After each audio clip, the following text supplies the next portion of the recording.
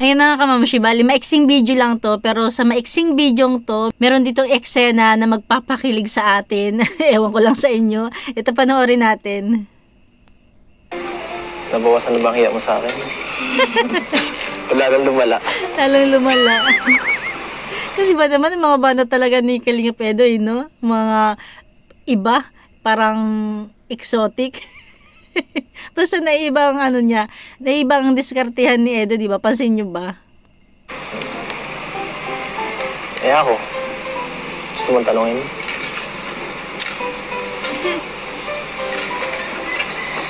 Sinong crush ko?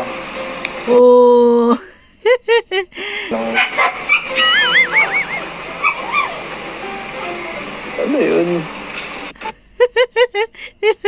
Grabe talaga si Edo. Sino po? Ayun, sabi ni Beyonce, sino po? Ikaw.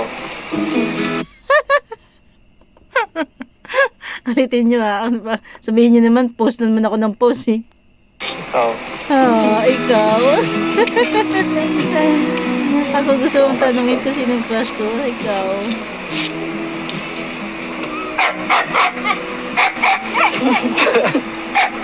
Posible po yan. Posible daw.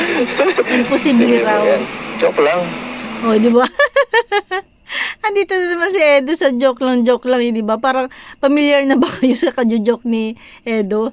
Ito rin ang ano niya, no? Ito rin ang diskarte niya, no? Iba talaga ang diskarte ni Edo. Hindi siya yung tipong magaganda, mabubulaklak ang sasabihin. Umasa ka ba? O, di ba? Grabe talaga si Edo.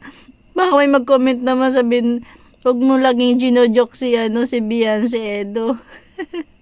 Pakiulitin natin na. Sinong crush ko? Gusto mong tanongin? Sino po?